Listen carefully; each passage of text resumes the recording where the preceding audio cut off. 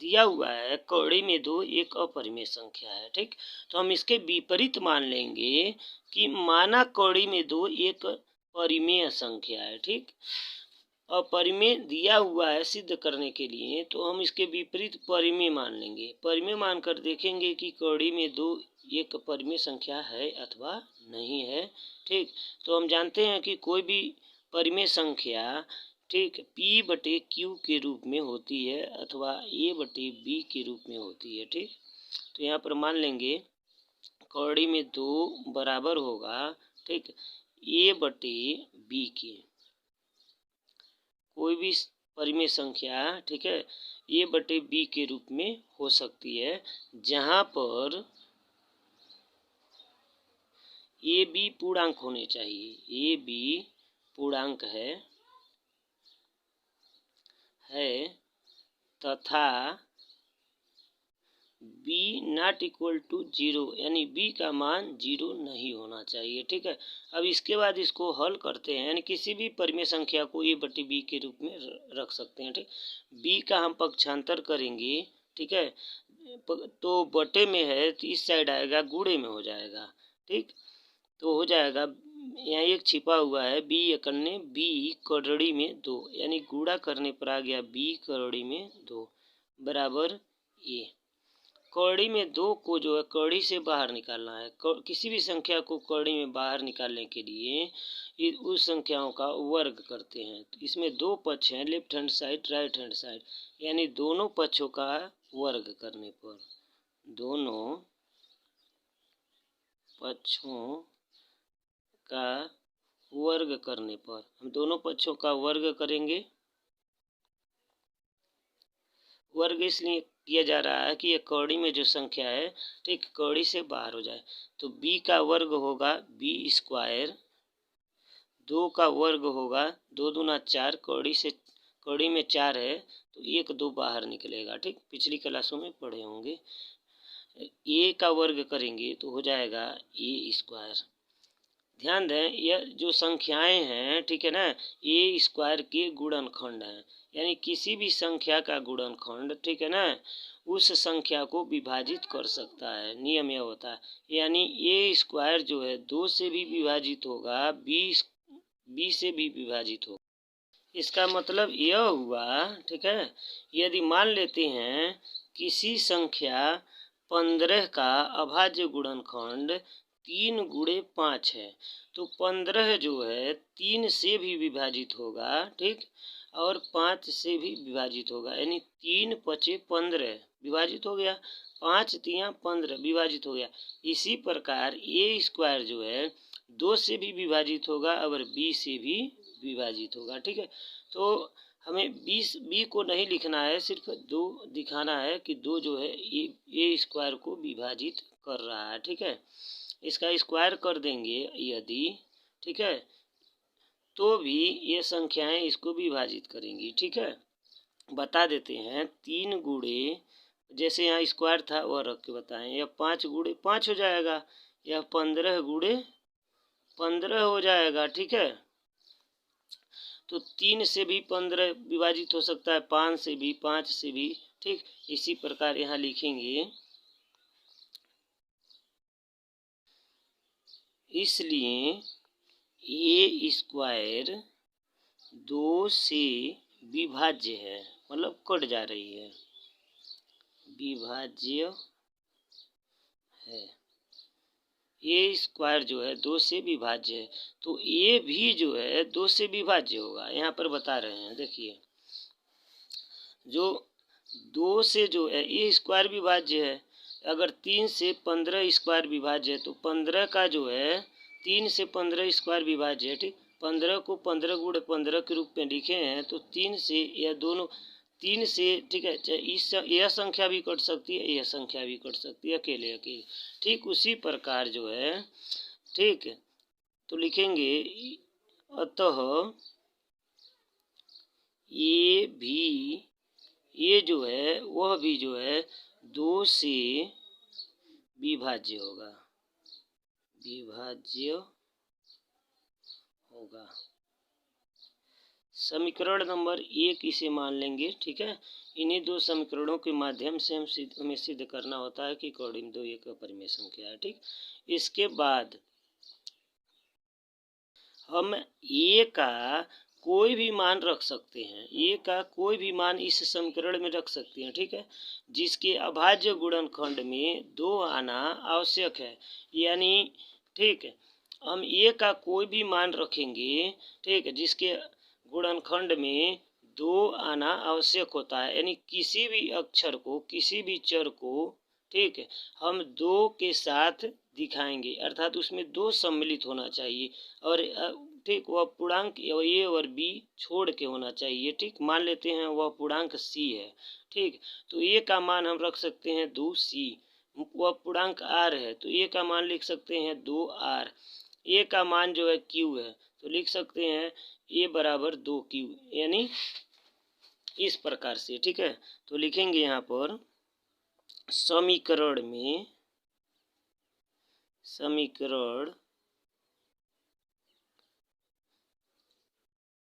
लिखेंगे समीकरण 2b² बराबर a² में a बराबर 2c रखने पर, यानी जहाँ पर a आएगा वहाँ पर हमें 2c रख देना है इसी समीकरण में। तो हो जाएगा इस प्रकार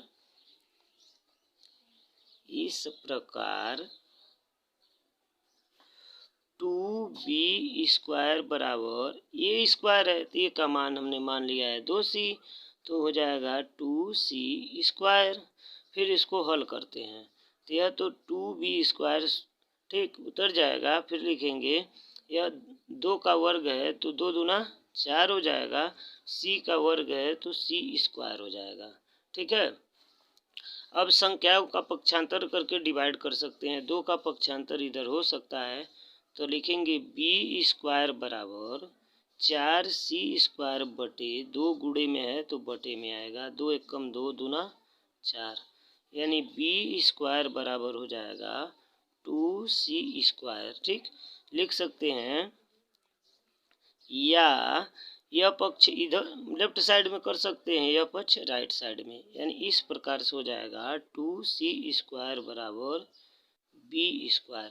यहाँ देखें, यहाँ पर भी लिखना है कि b² का गुणनखंड, देख रहे हैं कि b² का गुणनखंड 2c² है, यानी यह b² जो है 2 से भी विभाजित होगा, c² से भी विभाजित होगा। तो हमें संख्या में दिखाना है कि b² 2 से विभाज्य है, जैसे यहाँ पर हम लोगों ने दिखाया था, ठीक है, कि a² 2 से विभाज्य है, उसी प्रकार से यहाँ दिखाएंगे। इसलिए b² 2 से विभाज्य है,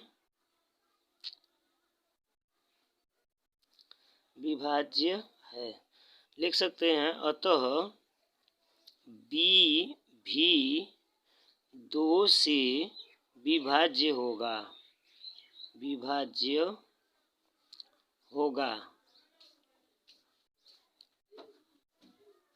ठीक है।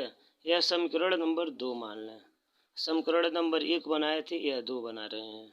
लिखेंगे समीकरण 1 व 2 से 1 और 2 में तुलना करेंगे। तुलना करने के बाद देखेंगे क्या पाते हैं।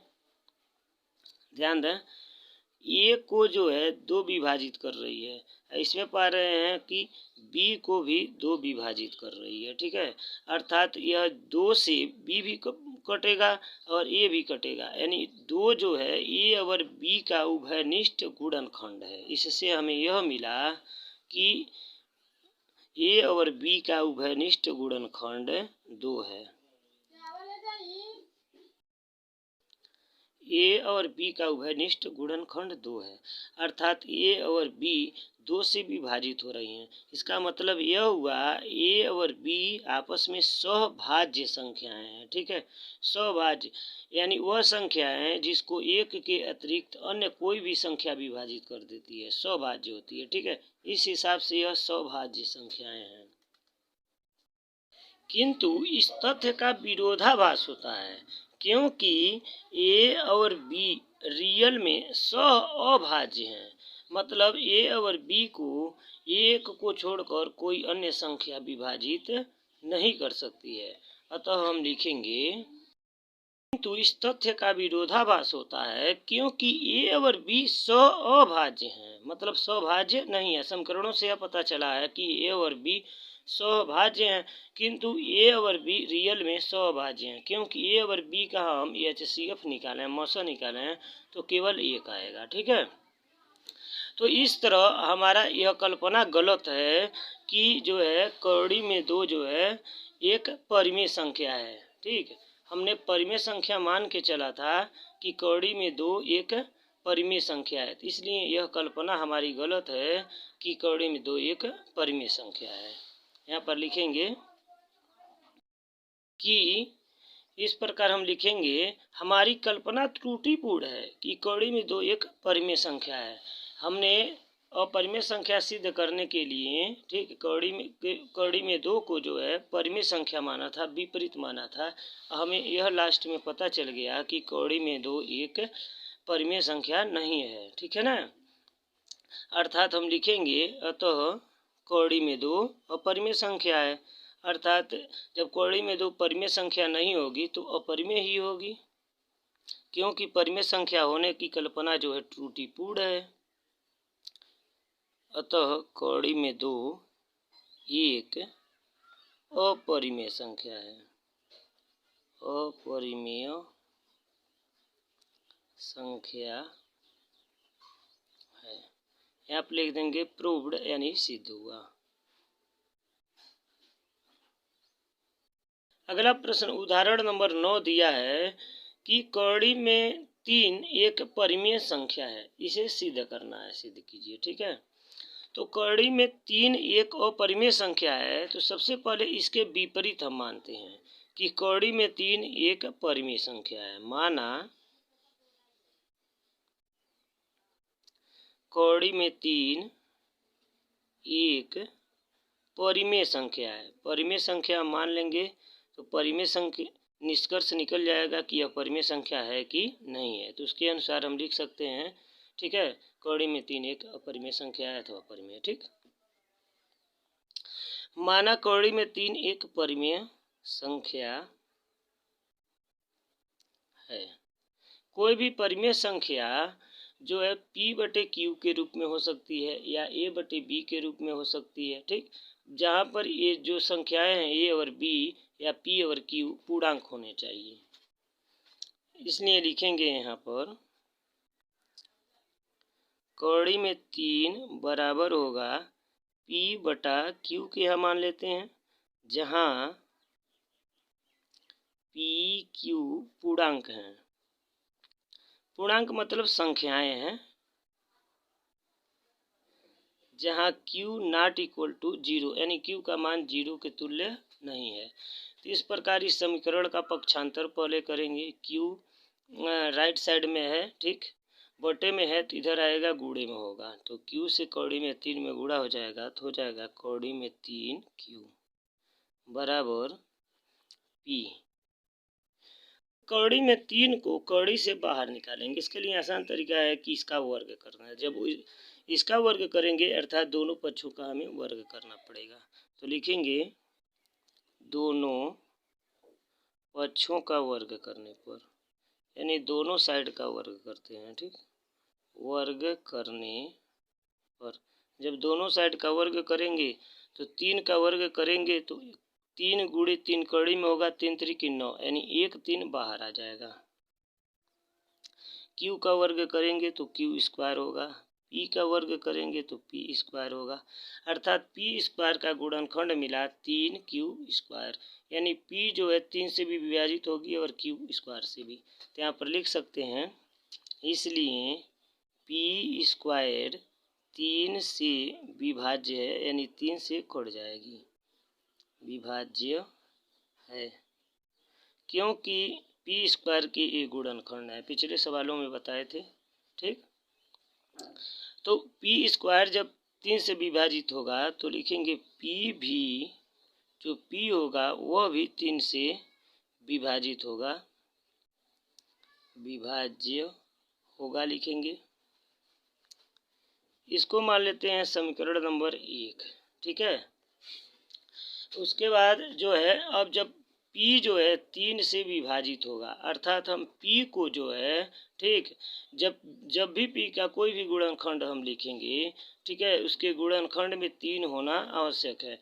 अर्थात यहाँ पर इसी समीकरण में जो है हम P का मान ऐसा मान रखेंगे जिसके गुणनखंड में 3 होना आवश्यक है, यानी P और Q इसमें आ गया है तो मान लेते हैं R, तो P का मान मानना पड़ेगा 3R। ठीक है, तो लिखेंगे समीकरण 3Q² बराबर P² में P बराबर 3R रखने पर, हम 3R क्यों रख रहे हैं, क्योंकि P के जगह हम वही मान रख सकते हैं, ठीक है ना, जो कि 3 जिसमें उसका उभयनिष्ठ गुणनखंड मतलब एक 3 आया होगा। P का मान 3R इसलिए रख रहे हैं क्योंकि P जो है 3 से विभाज्य है, अर्थात P के गुणनखंड में 3 आना आवश्यक है। हम P का मान जो है P के गुणनखंड में के रूप में रख रहे हैं, ठीक है, जिसमें 3 आया हुआ है। ठीक है, तो इसको इस समीकरण में रख देते हैं, तो हो जाएगा 3Q² बराबर P का मान है 3R, तो हो जाएगा 3R, P का स्क्वायर है तो इसके मान का भी स्क्वायर होगा। अब इसको हल कर देते हैं, तो हो जाएगा 3Q² बराबर, यह हो जाएगा 3 त्रिकी 9, फिर R², 3 का पक्षांतर कर देंगे तो हो जाएगा Q² बराबर 9R² बटा 3, गुणे में था बटे में हो गया, 3 त्रिकी 9, यानी लिख सकते हैं Q² बराबर, यहाँ बचा हुआ 3R²। इसका पक्षों को एक दूसरे के साइड लिखेंगे, यानी 3R को इधर लिख दें तो हो जाएगा 3R² बराबर Q²। यहाँ ध्यान दें Q² का गुणनखंड 3R² है, ठीक, अर्थात Q² 3 से विभाज्य होगा और R² से भी विभाज्य होगा, जैसे यहाँ पर था, ठीक, उसी प्रकार से यहाँ पर लिखेंगे। इसलिए Q² 3 से विभाज्य है, मतलब 3 जो है Q² को काट दे रही है, विभाज्य है। जब Q² 3 से विभाज्य है तो Q भी 3 से विभाज्य होगा, ठीक है, इसका वर्गमूल भी 3 से विभाज्य होगा, Q भी 3 से विभाज्य होगा। यह मिला हमें समीकरण नंबर 2।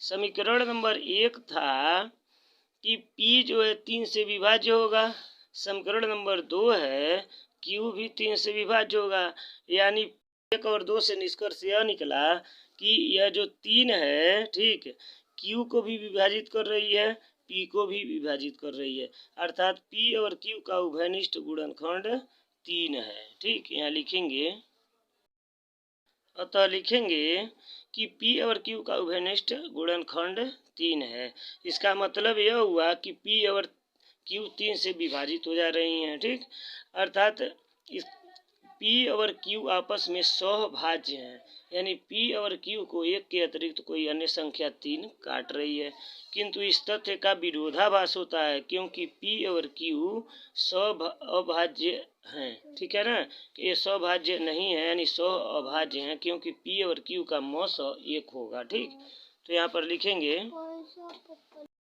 किंतु इस तथ्य का विरोधाभास होता है क्योंकि P तथा Q सहअभाज्य हैं। जब P और Q सहअभाज्य होंगे, ठीक है, तो इसका मतलब यह हुआ कि यह हमारी कल्पना त्रुटिपूर्ण है, ठीक है, कि कड़ी में 3 एक परिमेय संख्या है, क्योंकि हमने परिमेय संख्या मान के चला था। ठीक, तो हमारी कल्पना त्रुटिपूर्ण है कि कड़ी में 3 एक परिमेय संख्या है। जब कड़ी में 3 एक परिमेय संख्या नहीं हो सकती है, कल्पना त्रुटिपूर्ण है, अर्थात इसका मतलब हुआ कड़ी में 3 जो है एक अपरिमेय संख्या है। लिखेंगे, अतः कड़ी में 3 एक अपरिमेय संख्या है। संख्या संख्या है। यही हमें प्रूव्ड करना था। यहाँ पर लिखेंगे प्रूव्ड। उदाहरण 10 दिया हुआ है, दर्शाइए कि 5 माइनस करोड़ी में 3 एक अपरिमेय संख्या है। अर्थात हमें यह दर्शाना है कि 5 माइनस करोड़ी में 3 एक अपरिमेय संख्या है। हम इसके विपरीत मान लेंगे कि माना 5 माइनस करोड़ी में 3 एक परिमेय संख्या है। अपरिमेय सिद्ध करना है तो हम परिमेय मानेंगे, ठीक है। तो हम जानते हैं कि कोई भी परिमेय संख्या, ठीक है, P बटे Q के रूप में होती है। किसके रूप में? P बटे Q के रूप में होती है। यानी यह परिमेय संख्या जो है P बटे Q के रूप में हो सकती है, जहाँ P Q पूर्णांक है। जहाँ P Q पूर्णांक है। क्या है? पूर्णांक। पूर्णांक मतलब कोई संख्याएं हैं, ठीक है। पूर्णांक है जहाँ P Q पूर्णांक है, Q नॉट इक्वल टू 0, यानी Q का मान जो है शून्य के तुल्य नहीं है, ठीक है। तो इस प्रकार ध्यान दें, इसमें कौड़ी में अब इसके बाद जो है पक्षांतर क्रिया करते हैं, ठीक। कौड़ी में -3 है, पक्षांतर करते हैं माइनस कौड़ी में 3 को, ठीक है। राइट साइड में करेंगे, P बटे Q को लेफ्ट साइड में हम कर रहे हैं, ठीक। तो हो जाएगा 5, या प्लस में है P बटे Q, तो हो जाएगा -P बटे Q बराबर माइनस कौड़ी में 3 है तो हो जाएगा प्लस कौड़ी में 3। ध्यान दें, पक्षांतर हम इस प्रकार करेंगे, कौड़ी में आने वाली संख्याएं एक तरफ, बिना कौड़ी में आने वाली संख्याएं एक तरफ हो जानी चाहिए, ठीक है। तो अभी इसके बाद हम यहाँ पर यह देख रहे हैं कि P Q पहले से पूर्णांक है। अब पूर्णांक संख्याएं क्या होती हैं? परिमेय होती हैं, ठीक है। क्या होती हैं? परिमेय होती हैं। 5 तो स्वयं पूर्णांक है ही, तो यहाँ पर लिखेंगे चूंकि P Q पूर्णांक है, इसलिए जब P Q पूर्णांक है, 5 भी पूर्णांक है, अर्थात ये सभी पूर्णांक हो गए, तो पूर्णांक संख्याएं परिमेय होती हैं। तो लिखेंगे इसलिए 5 माइनस P बटे Q एक परिमेय संख्या है। कौन सी संख्या है? परिमेय संख्या है, ठीक है।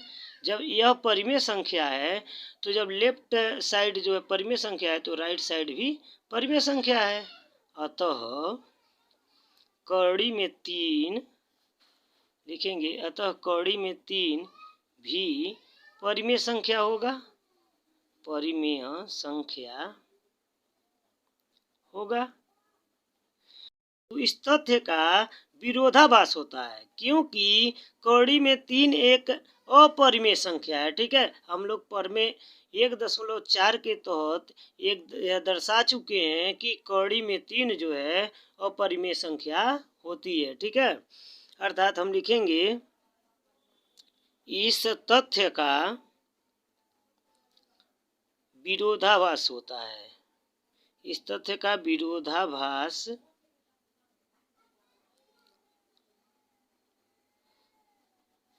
होता है, क्योंकि कौड़ी में 3 एक अपरिमेय संख्या है। यह संख्या है। ध्यान है, जब कौड़ी में 3 अपरिमेय संख्या है, ठीक है, तो लेफ्ट हैंड साइड भी जो है अपरिमेय संख्या होगी, राइट हैंड साइड अपरिमेय है, तो ठीक है। तो यहाँ पर फिर से लिखेंगे कि अतः हमारी कल्पना त्रुटिपूर्ण है, यानी गलत है। कल्पना त्रुटिपूर्ण है कि क्या कल्पना किए थे हम लोग? कल्पना यह किए थे कि 5 माइनस कौड़ी में 3 एक परिमेय संख्या है। अर्थात यह हमारी कल्पना जो है त्रुटिपूर्ण है कि कौड़ी में 5 माइनस कौड़ी में 3 एक परिमेय संख्या है। कल्पना अतः निष्कर्ष निकलता है कि 5 माइनस कौड़ी में 3 एक अपरिमेय संख्या है, ठीक है। इससे ही निष्कर्ष निकलेगा। जब परिमेय नहीं होगा तो अपरिमेय ही होगा, ठीक। इससे अप्रूव्ड हो जाता है, ठीक। अगला सवाल देखते हैं। उदाहरण 11 दिया हुआ है, दर्शाइए कि 3 कौड़ी में 2 एक अपरिमेय संख्या है। ठीक है, इसके विपरीत हम मान लेंगे कि 3 कौड़ी में 2 एक परिमेय संख्या है। ठीक है, तो हम जानते हैं किसी भी संख्या को जो है p/q के रूप में लिख सकते हैं। ठीक, यानी 3 कौड़ी में 2 को भी हम p/q के रूप में लिखेंगे, जहाँ p और q जो है पूर्णांक है, जहाँ p q पूर्णांक है तथा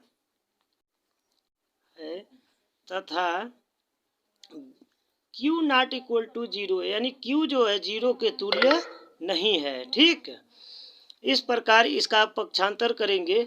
ध्यान दें, हम बताए थे कि पिछले सवाल में कि कौड़ी में जो भी संख्याएं होती हैं एक साइड में करते हैं, बाकी संख्याओं को एक साइड में करते हैं, यानी कौड़ी में 2 को लेफ्ट साइड में बचा लेंगे। ठीक है, 3 का पक्षांतर करेंगे, इधर गुणे में है तो दूसरे साइड में जाएगा तो बटे में होगा। ठीक है, तो हो जाएगा इधर कौड़ी में 2 बराबर हो जाएगा p/3।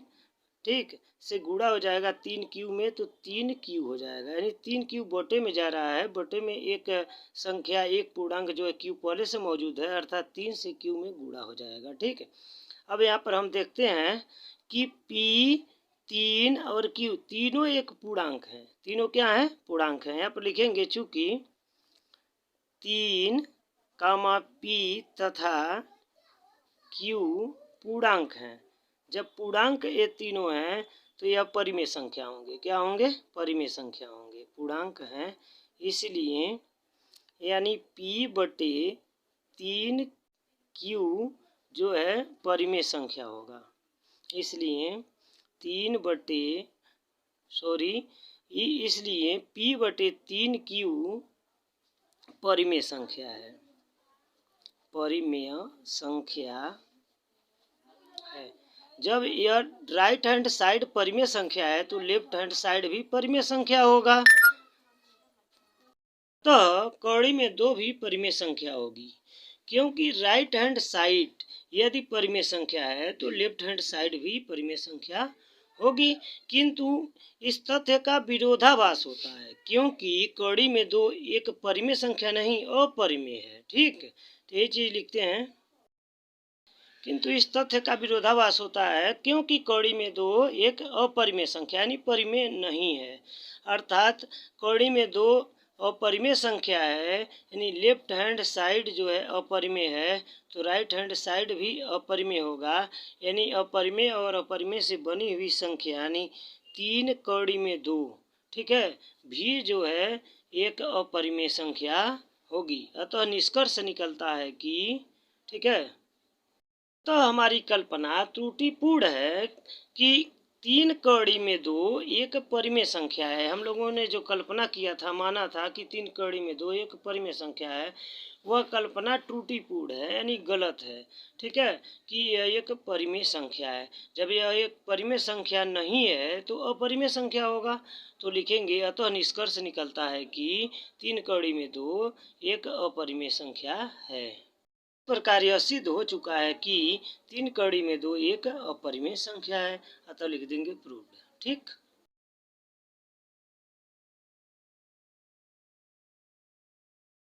प्रश्नावली 1.3 पहला प्रश्न दिया हुआ है, सिद्ध कीजिए कि कौड़ी में 5 एक अपरिमेय संख्या है। यानी कौड़ी में 5 को अपरिमेय संख्या में सिद्ध करना है, तो हम इसके विपरीत कल्पना करेंगे कि कौड़ी में 5 एक परिमेय संख्या है, अपरिमेय नहीं परिमेय संख्या है। ठीक है, यानी मानेंगे कि कौड़ी में 5 जो है एक परिमेय संख्या है। ठीक, इसके उल्टा यानी विपरीत। तो यहाँ पर लिखेंगे सबसे पहले कि मान लेते हैं कि माना कि कौड़ी में 5 एक परिमेय संख्या है।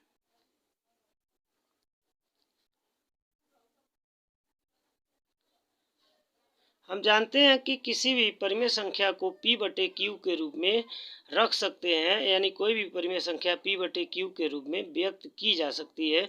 इसीलिए कौड़ी में 5 को जो है p/q के तुल्य दिखाते हैं, यानी बराबर दिखाते हैं। ठीक है, तो लिख सकते हैं कौड़ी में 5 बराबर p/q, जहाँ पर p और q पूर्णांक हैं। ठीक है, जहाँ पी क्यू पूर्णांक है तथा क्यू नॉट इक्वल टू 0, यानी क्यू जो है 0 के तुल्य नहीं है, यानी क्यू का मान 0 नहीं होना चाहिए। ठीक है, नहीं हो सकता। अब यहाँ पर देखें, करड़ी में 5 को जो है पी बटे क्यू के रूप में मान लिए। ठीक, अब जो है क्यू का पक्षांतर करेंगे यहाँ पर। ठीक है, तो क्यू का पक्षांतर बटे में है तो इधर आएगा तो गुणे में होगा। ठीक है, तो इस प्रकार हो जाएगा, करड़ी में 5 क्यू लिख सकते हैं बराबर पी को। अब इसके बाद जो है करड़ी में 5 को जो है करड़ी से बाहर करना है, तो इसके लिए क्या करते हैं, हम वर्ग करते हैं। ठीक है, तो यहाँ पर लिखेंगे दोनों पक्षों का वर्ग करने पर, दोनों पक्षों का वर्ग करेंगे, करड़ी में 5 क्यू का वर्ग होगा, करड़ी में 5 क्यू का यह वर्ग लगा दिए, पी का वर्ग लगा दिए। ठीक, अब इसको सॉल्व कर देंगे, करड़ी में 5 है तो इसका वर्ग करेंगे तो करड़ी में 5 पचे 25 हो जाएगा। जब बाहर निकालेंगे तो 5 गुणे 5 करके जब बाहर निकालते हैं तो 1 5 बाहर हो जाएगा। इसी प्रकार यहाँ पर देखें, करड़ी में 5 का वर्ग 5 होगा, क्यू का वर्ग क्यू स्क्वायर यानी क्यू का वर्ग ही होगा, पी का वर्ग पी स्क्वायर यानी पी का वर्ग ही होगा। ठीक है, यहाँ पर हमें पी स्क्वायर का गुणनखंड हमें प्राप्त हो रहा है, यानी पी स्क्वायर का गुणनखंड 5 क्यू स्क्वायर है। ठीक, अर्थात पी स्क्वायर जो है 5 से भी विभाजित हो सकता है, क्यू स्क्वायर से भी विभाजित हो सकता है। ठीक, क्योंकि किसी संख्या के जो भी गुणनखंड होते हैं, ठीक है, उस संख्या को विभाजित करते हैं। जैसे एग्जाम्पल में हम आपको यहाँ बता रहे हैं, जैसे यहाँ 10 के गुणनखंड 2 गुणे 5 है, तो 10 जो है 2 से भी विभाजित होगा और 5 से भी विभाजित होगा। 2 पचे 10 देखिए विभाजित हो रहा है, 5 5 दूना 10, 5 से भी विभाजित हो रहा है। उसी प्रकार 5 से पी स्क्वायर विभाजित होगा। ठीक, तो लिखेंगे इसीलिए पी स्क्वायर 5 से विभाज्य है, अर्थात पी स्क्वायर को 5 काट दे रहा है। ठीक है, और जब पी स्क्वायर को 5 काट दे रहा है मतलब 5 से विभाज्य है, तो इसीलिए जो है पी को भी 5 काट देगा। ठीक है, यानी पी भी 5 से विभाज्य होगा, 5 से विभाज्य होगा। बताते हैं यहाँ पर एग्जाम्पल दे करके, किसी संख्या का वर्ग, किसी संख्या का वर्ग जैसे 10 का वर्ग जो है 100 होगा, अगर संख्या 5 से कटती है मतलब 5 इसको काट दे रहा है, तो इसका वर्गमूल यानी 10 को भी जो है यह 5 काट सकता है। ठीक है, उसी प्रकार से ठीक पी स्क्वायर को 5 यदि विभाजित कर दे रहा है तो पी को भी 5 विभाजित कर देगा। ठीक है, मतलब यह हुआ कि P का कोई भी गुणनखंड होगा, ठीक है, उस गुणनखंड में 5 जरूर आएगा। ठीक है, जैसे मान लेते हैं P का गुणनखंड यदि हम लिखते हैं तो P का गुणनखंड जो भी लिखेंगे R के रूप में लिखेंगे तो 5R लिखेंगे। अगर P का गुणनखंड D के रूप में लिख रहे हैं तो 5D होगा। P का गुणनखंड अगर C के रूप में लिख रहे हैं तो 5C होगा। ठीक है, ध्यान दें इन सभी में 5 आएगा। ठीक है, तो यानी P का कोई भी मान जो है हमेशा जो है एक गुणनखंड जिसमें 5 सम्मिलित होगा उसी रूप में हो सकता है। ठीक है, इसलिए यहाँ पर लिखेंगे यह जो ऊपर समीकरण दिया हुआ है, ठीक है ना, लिखेंगे कि समीकरण में P बराबर 5R रखने पर, यह जो समीकरण है ठीक, इसमें जहाँ पर भी P होगा उसका मान हम 5R रख रहे हैं। ठीक है, किसी एक पूर्णांक के R के साथ। ठीक है, देखें इसमें पूर्णांक पी क्यू को पहले ले लिए हैं, यानी पी क्यू को छोड़कर बाकी किसी भी पूर्णांक को यहाँ R के जगह रखा जा सकता है, हमने R ले लिया है। ठीक है, तो इस समीकरण में P का मान हम 5R रखेंगे, तो 5Q स्क्वायर है यहाँ पर, तो 5Q स्क्वायर उतार देते हैं, बराबर का चिन्ह है उतार देते हैं, P स्क्वायर है, अब P के जगह P का मान 5R रख देते हैं, स्क्वायर लगा है तो यहाँ पर भी स्क्वायर लगाकर सॉल्व करते हैं, हल करते हैं। पहले से सॉल्व है तो 5Q स्क्वायर होगा, यह 5 पचे 5 का वर्ग 5 पचे 25 होगा, फिर R स्क्वायर। ठीक है, हम 5 का पक्षांतर भी कर सकते हैं 25, जिससे विभाजित हो सकता है। यहाँ पर भी विभाजित कर सकते हैं बराबर के दोनों साइड में। अगर संख्याएं विभाजित होती हैं तो विभाजित कर सकते हैं, बस गुणे के रूप में होना चाहिए। तो यहाँ पर गुणे के रूप में है, ठीक। तो 5 एकम 5 बचे 25, यानी क्यू स्क्वायर बराबर होगा 5 आर स्क्वायर, ठीक है। यदि इस पक्ष को इधर लिखें, इस पक्ष को इधर लिखें तो इस तरह का हो जाएगा, ठीक है। यानी 5 आर स्क्वायर बराबर क्यू स्क्वायर, ठीक। पक्षों को परिवर्तित किए हैं आपस में, तो ध्यान दें क्यू स्क्वायर जो है यहाँ पर 5 से विभाजित है, क्योंकि क्यू स्क्वायर का गुणनखंड जो है 5 आर स्क्वायर है, ठीक है।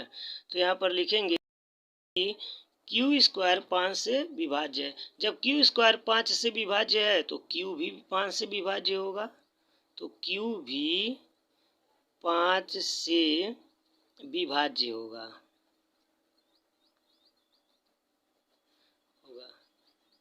ध्यान दें दो चीज़ें यहाँ पर निकल के आई हैं सामने। Q को भी 5 विभाजित कर रहा है, यहाँ पर P को भी विभाजित 5 ही कर रहा है। अब हमने परिमेय संख्या PQ ही माना था, ठीक है। अर्थात PQ जो है दोनों जो हैं P और Q 5 से विभाज्य हैं, 5 से विभाजित हो जा रही हैं। इसका ये मतलब यह हुआ कि लिखेंगे, इसका मतलब यह हुआ कि P और Q का उभयनिष्ठ गुणनखंड 5 है, ठीक। क्योंकि 5 दोनों को विभाजित कर रहा है तो उभयनिष्ठ गुणनखंड इसका 5 हो जाएगा। तो लिखेंगे उभयनिष्ठ गुणनखंड 5 है। मतलब यह हुआ कि P और Q का मौसम 5 होगा, क्योंकि P और Q का उभयनिष्ठ गुणनखंड 5 है। तो इसका यह मतलब हुआ कि P और Q आपस में सभाज्य हैं, किंतु इसका विरोधाभास हो रहा है, इस तथ्य का विरोधाभास हो रहा है, क्योंकि रियल में P और Q का मौसम 1 होगा, यानी ये संख्याएं आपस में सभाज्य होंगी, ठीक है। सभाज्य हैं, ठीक है। इसलिए इस तथ्य का विरोधाभास हो रहा है, ठीक है। किस तथ्य का? P और Q का उभयनिष्ठ गुणनखंड 5 है, इसका विरोधाभास हो रहा है, ठीक। देखेंगे किंतु इस तथ्य का विरोधाभास होता है क्योंकि P Q सअभाज्य हैं, अर्थात हमारी कल्पना पूरी रूप से त्रुटिपूर्ण है। यानी हमारा कल्पना जो है पूर्ण रूप से गलत है कि करड़ी में 5 जो है परिमेय संख्या है, क्योंकि हमने कल्पना यही किया था कि करड़ी में 5 एक परिमेय संख्या है, इसीलिए हमारा कल्पना पूरी तरह से गलत है, ठीक है। तो लिखेंगे हमारी कल्पना गलत है कि करड़ी में 5 एक परिमेय संख्या है। जब यह कल्पना हमारा गलत हो चुका कि करड़ी में 5 परिमेय संख्या है, यह कल्पना गलत हो गया, तो यानी करड़ी में 5 एक अपरिमेय संख्या है। तो लिख देंगे अतः करड़ी में 5 एक अपरिमेय संख्या है। ये सिद्ध करना था, सिद्ध कर दिए, ठीक है। यहाँ पर लिख देंगे प्रूव्ड। प्रश्न नंबर 2 है, सिद्ध कीजिए कि 3 + 2 करड़ी में 5 एक अपरिमेय संख्या है, ठीक है। हमें सिद्ध करना है कि 3 + 2 करड़ी में 5 एक अपरिमेय संख्या है। तो हम कल्पना करेंगे कि 3 + 2 करड़ी में 5 एक परिमेय संख्या है, अर्थात हम मानेंगे कि माना 3 + 2 करड़ी में 5 एक परिमेय संख्या है।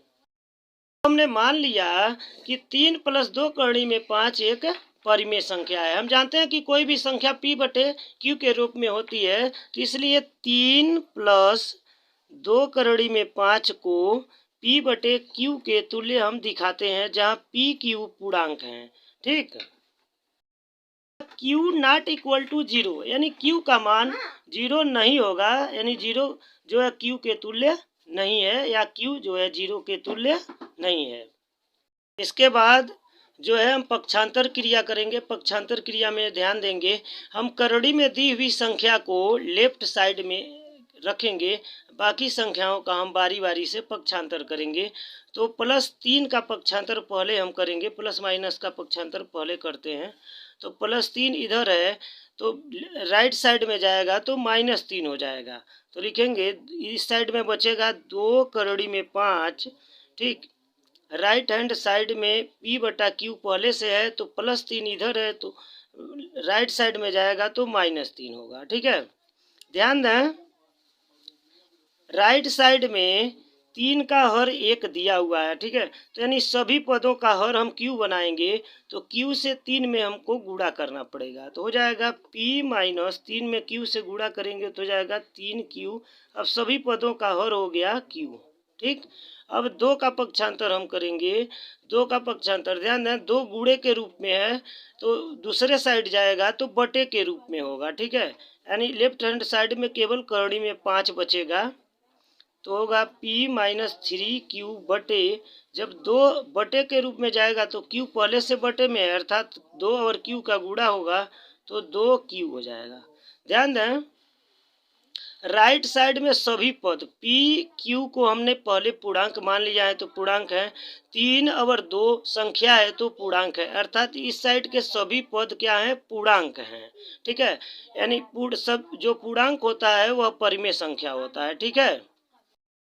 PQ 2 3 PQ 2 3 पूर्णांक है। जब यह पूर्णांक है तो इससे बनने वाली जो संख्या है वह परिमेय होगी, यानी P माइनस 3Q बटे 2Q एक परिमेय संख्या है लिखेंगे, ठीक है। यानी राइट हैंड साइड परिमेय संख्या आ गया, क्या आ गया परिमेय संख्या।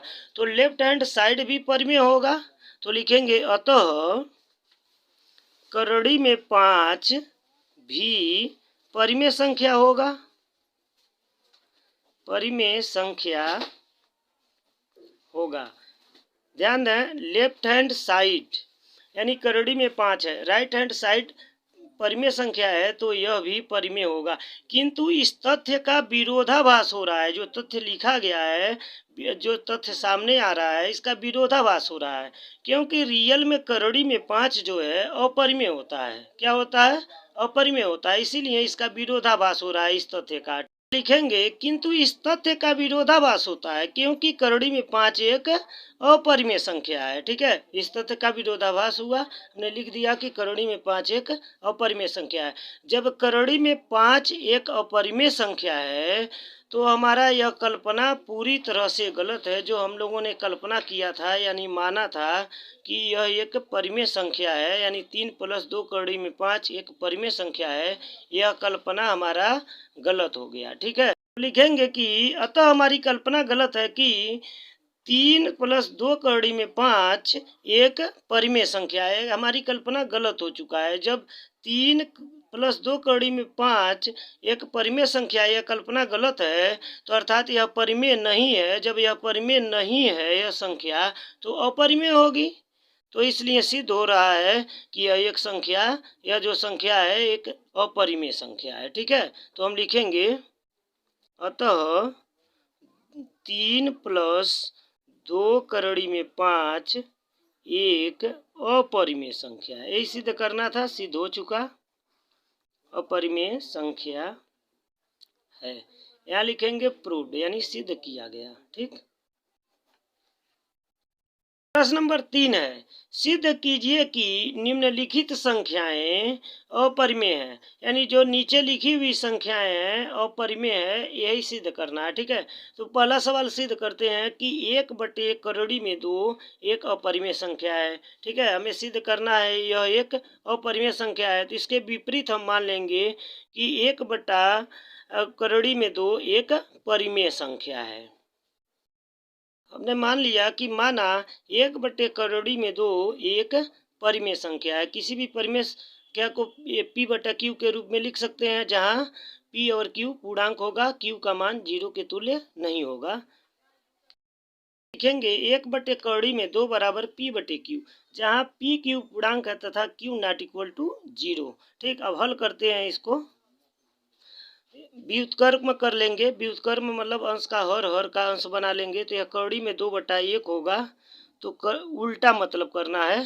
तो करड़ी में 2/1 एक छिप जाएगा तो बचेगा करड़ी में 2 बराबर यह Q/P हो जाएगा, Q/P, ठीक है। अब क्या करते हैं, p का पक्षांतर करेंगे q करोड़ी में 2 की तरफ, ठीक है। तो हो जाएगा करोड़ी में 2 p बराबर हो जाएगा q के, ठीक है। अब करोड़ी में 2 को जो है करोड़ी से बाहर निकालेंगे तो इसके लिए हम दोनों पक्षों में वर्ग करते हैं। तो दोनों पक्षों में वर्ग करेंगे तो लिखेंगे दोनों पक्षों में वर्ग करने पर, दोनों पक्षों यानी लेफ्ट हैंड साइड और राइट हैंड साइड दोनों में वर्ग करना है, करने पर तो वर्ग करेंगे तो हो जाएगा करोड़ी में 2 p का वर्ग बराबर q का वर्ग। सॉल्व करेंगे, करोड़ी में 2 का वर्ग करेंगे तो 2 बाहर आ जाएगा, ठीक है। p का वर्ग करेंगे तो p का वर्ग यानी p स्क्वायर लिख सकते हैं, लिखेंगे, ठीक है। q स्क्वायर दिया है, q का वर्ग है तो यह q का वर्ग ही होगा, ठीक है। अर्थात इसका मतलब यह हुआ कि q स्क्वायर का गुणनखंड 2p स्क्वायर है, अर्थात q जो है 2 से विभाज्य है। तो हम लिखेंगे इसलिए q स्क्वायर 2 से विभाज्य है। जब q स्क्वायर 2 से विभाज्य है तो q भी 2 से विभाज्य होगा, ठीक है। पिछले सवालों में हमने कारण सहित बता दिया है, लिखेंगे इसलिए q भी 2 से विभाज्य होगा। जब q जो है 2 से विभाज्य हो रहा है, इसका मतलब q का कोई भी गुणनखंड हम करेंगे तो उसमें 2 सम्मिलित होगा, ठीक है। यानी q का कोई भी हम मानेंगे तो उसमें 2 सम्मिलित होना चाहिए। हम q का मान 2r मान लेते हैं तो लिखेंगे अतः q बराबर 2r समीकरण में रखने पर इसी समीकरण में हमें जो है q का मान 2r रखना है, ठीक है। अर्थात जहाँ q आएगा वहाँ पर 2r रख देना है। तो 2p स्क्वायर है तो इसको ऐसे उतार लेते हैं। अब यहाँ पर q का मान चेंज करना है, q का मान हटाकर 2r रखना होता है। तो 2r रख दे रहे हैं, स्क्वायर दिया है तो स्क्वायर यहाँ पर कर देंगे। इसको हल करते हैं तो हो जाएगा 2p स्क्वायर बराबर ये हो जाएगा 2 दूना 4, r का स्क्वायर हो जाएगा, गुणनखंड गुणा करेंगे तो, ठीक। अब 2 से 4 विभाजित हो रहा है तो विभाजित यहीं पर कर देंगे, 2 एकम 2 दूना 4, एक छिप जाएगा यानी होगा p स्क्वायर बराबर 2r स्क्वायर, ठीक है।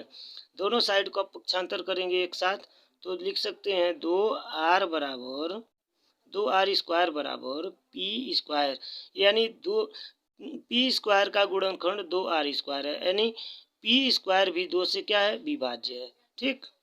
तो लिखेंगे इसलिए p स्क्वायर 2 से विभाज्य है।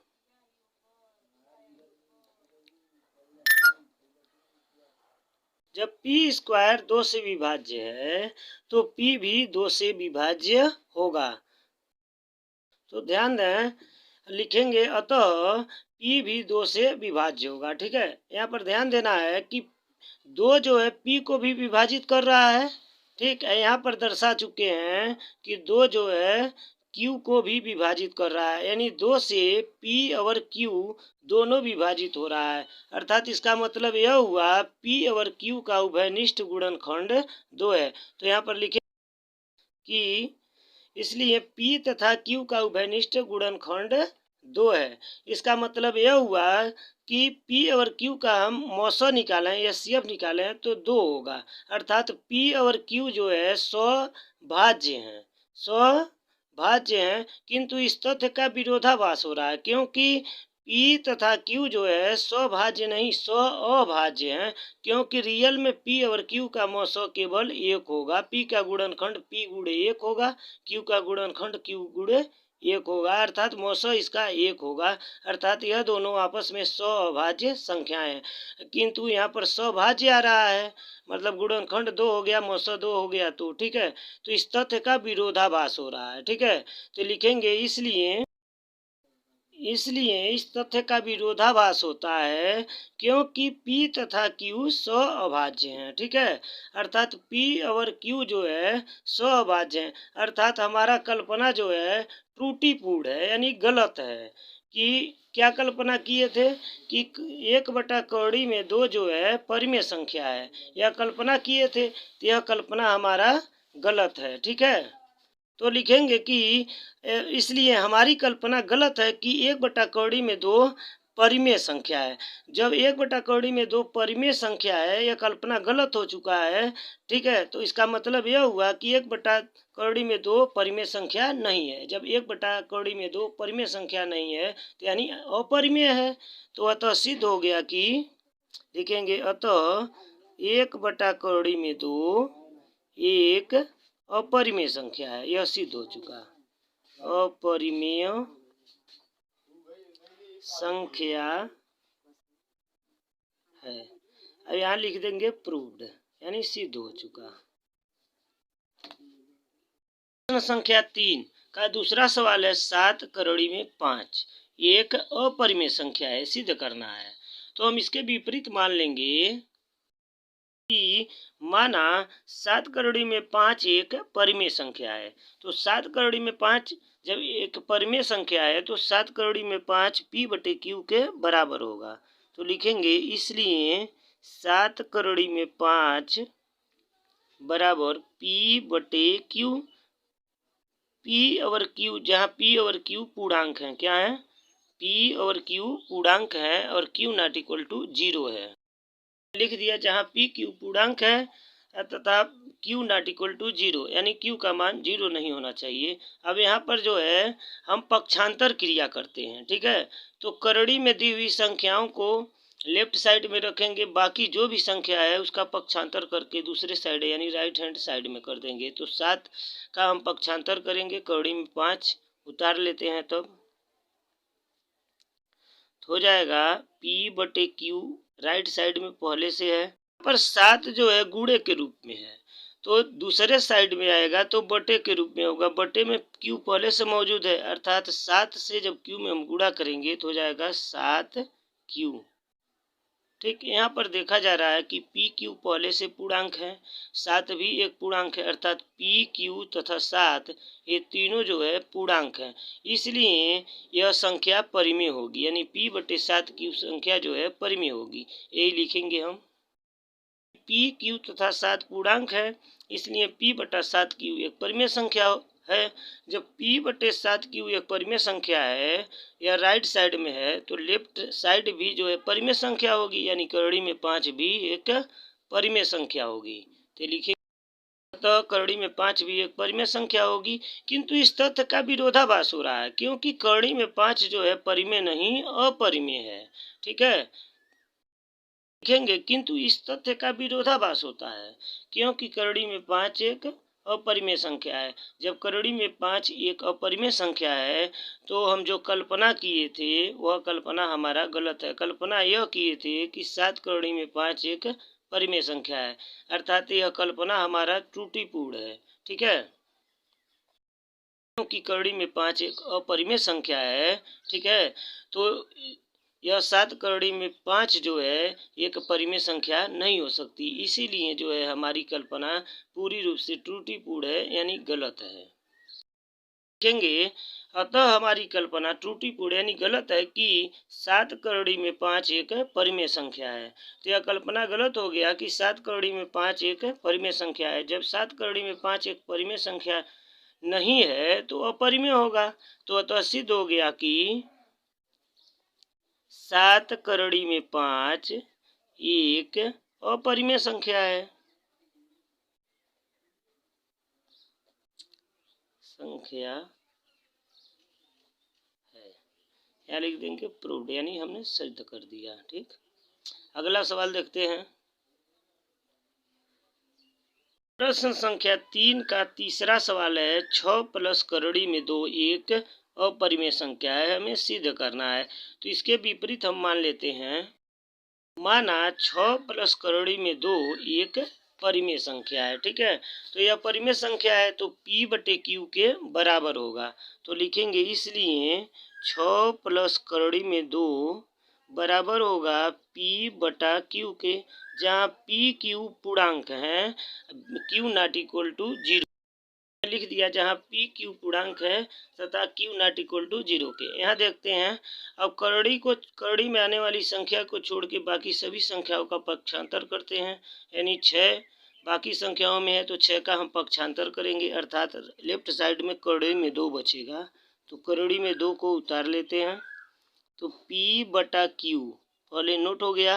फिर उसके बाद 6 के सामने जो है प्लस का चिन्ह है, ठीक, दूसरे साइड में जाएगा तो माइनस हो जाएगा, तो यहाँ लिखेंगे -6, ठीक। अब इसको संतुलित कर लेते हैं, तो हो जाएगा करोड़ी में 2 बराबर, ध्यान देंगे यहाँ 6 का हर 1 है, अर्थात Q से हम 6 में गुणा करेंगे तो दोनों पदों का हर जो है Q हो जाएगा, तो P उतार देते हैं, माइनस Q से 6 में गुणा करेंगे तो हो जाएगा 6Q, कुल का बटे क्या है Q। अब ध्यान देने की बात यह है कि PQ पहले से पूर्णांक मान लिया गया है, ठीक, और 6 भी एक पूर्णांक है, अर्थात तो ये सभी संख्याएं पूर्णांक हैं, ठीक, इसलिए ये संख्याएं परिमेय होंगी, तो ये चीज़ लिख लेते हैं।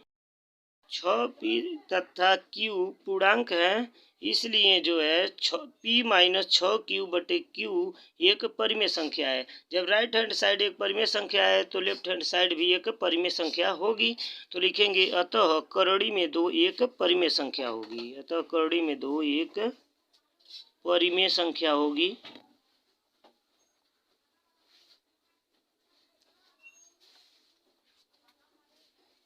ध्यान दें, किंतु इस तथ्य का विरोधाभास हो रहा है, क्योंकि करोड़ी में 2 एक परिमेय नहीं अपरिमेय संख्या है, तो लिखेंगे कि किंतु इस तथ्य का विरोधाभास होता है, क्योंकि करोड़ी में 2 एक अपरिमेय संख्या है, ठीक है। जब करोड़ी में 2 एक अपरिमेय संख्या है, ठीक, तो इसका मतलब यह हुआ कि हमने जो कल्पना किया था वह कल्पना गलत है, त्रुटिपूर्ण है। कल्पना हमने यह किया था कि 6 प्लस करोड़ी में 2 एक परिमेय संख्या, यह कल्पना हमारा त्रुटिपूर्ण है, तो अतः हम लिखेंगे कि अतः हमारी कल्पना गलत है,